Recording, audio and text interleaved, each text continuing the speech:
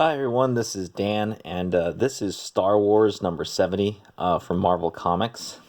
Uh, so, in the spirit of having a new Star Wars movie come out, and no, I'm not going to see it, by the way. I'm not a real big fan of Disney Star Wars.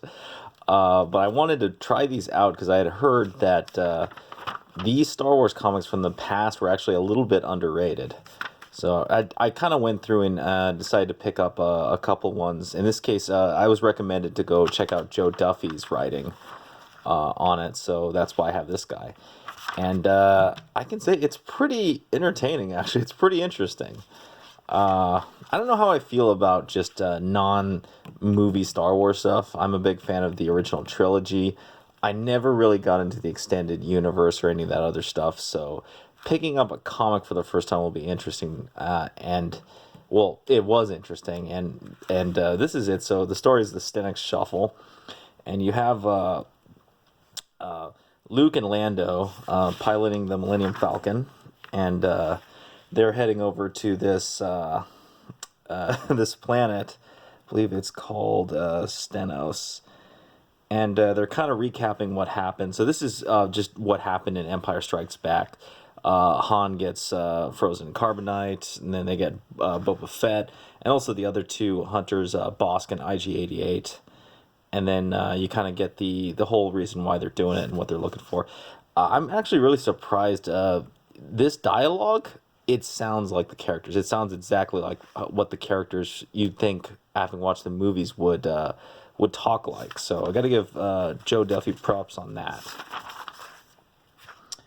So they go over, and what's really interesting is that both of them were chasing two different bounty hunters. In this case, they weren't chasing Boba Fett; they were chasing Bosk and IG-88.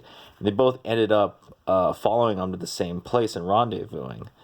And then while they're kind of talking about and setting up why they're at this planet, Luke actually has an interesting flashback, and that's what this comic book's main story is about, is the adventure story from before. So this is Stenos. So the land is Stenos, and the Stenaxes are these little winged people that live there. I'm not super privy on Star Wars lore, so I don't recognize these animals, but I do think the art is really cool and pretty believable. So they arrive there on the Millennium Falcon, and Han Solo's kind of talking smack about this place, and then they're kind of surprised and shocked because they find stormtroopers and Imperial officers there. It's kind of interesting how, I guess this must have been during a time like in the early days. I'm guessing around or after A New Hope, so the stormtroopers don't immediately shoot them. That's kind of interesting that's the case. So they end up going to a ruins and looking there, and then get some pretty funny dialogue from all these guys as C-3PO. Oh, by the way, really annoying. They spell R2-D2 phonetically rather than with the numbers and the letters, and it drives me a little crazy. I don't know if it's just my, I guess, old fanboyism, but it's like R2D should be just spelled R2D2. Same thing with C-3PO. But that's okay. They end up running into this other bounty hunter group, which is kind of interesting. You got Hot Alien Babe. That's kind of like the trademark of the era. Got that Star Trek influence, right? And this guy, Rick Duel, nice name, they end up confronting them, and it turns out that they're also working with the rebellion, and they're looking for an artifact in this temple. So R2-D2 and C-3PO kind of, or actually C-3PO is really the person that they're looking for, because he can translate the hieroglyphs and help them out. In the meantime, everybody kind of goes through some chorin here and there, and then you get a funny little side note with the alien chick being really attracted to Luke and kind of chatting him up and and flirting with him a lot, and Leia not really liking that. I think this was before Han and Leia were kind of more romantically attracted, and before Leia knew that was her brother. So we go off, and everybody's kind of doing this touring. He's kind of giving an explanation of what the artifact is. It's a statue of their god, Vol, and for whatever reason, with the god statue lost, the Stenaxes can't fly, which I thought was kind of weird. But at the same time, I guess it kind of pushed the plot forward in this case. And they kind of go back and forth with C-3PO translating some stuff. And he gets so from translating the hieroglyphs, he's able to find out exact coordinates for where the statue is located. And then R2-D2 can pinpoint it.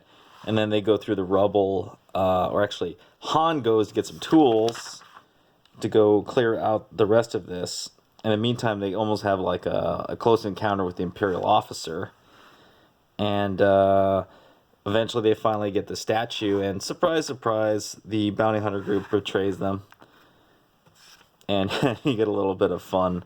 Yeah, it's always like, I kind of like how in this comic, Luke is kind of given that aw shucks kind of dude with the femme fatales always after him.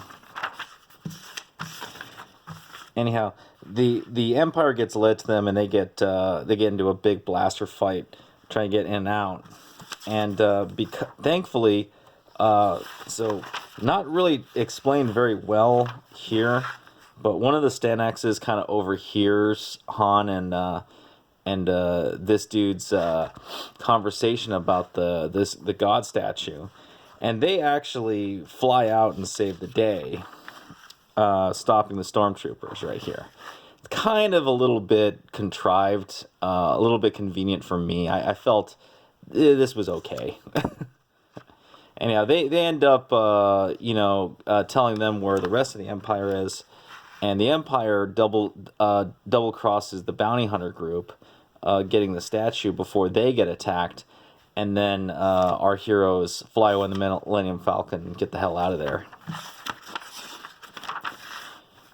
Then you get Luke kind of talking about, we never came back to Stennis after that. And then Lando's like, you think the guys will be nice to you now that you gave them back their god? Luke's kind of like, Dude, this panel could be like a meme, honestly. It's such a weird drawing of Luke's face, but, or at least compared to like the previous art. And that's it. So, first Star Wars comic from Old Marvel. What do I think? It's okay. I don't know if I'm going to keep reading through them. Maybe there's an arc that's a lot more interesting. This story was okay. There was a lot of contrived little conveniences that Mary Jo Duffy kind of writes into here to get the plot going forward. It is a open shut, classic Marvel one-issue plot. So I'm not going to hate on it too much, just because it is enjoyable to read. It's just going through it, it's kind of like, not a bad try. I don't know if this is her first issue, but it's not a bad job for her. Anyhow, that's it. Let me know what you think about this video. If you liked it, hit the thumbs up. Subscribe if you haven't subscribed. Hit the bell for notifications. If you have any comments or recommendations for Star Wars from the old Marvel days, leave them down below. And I will see you next time.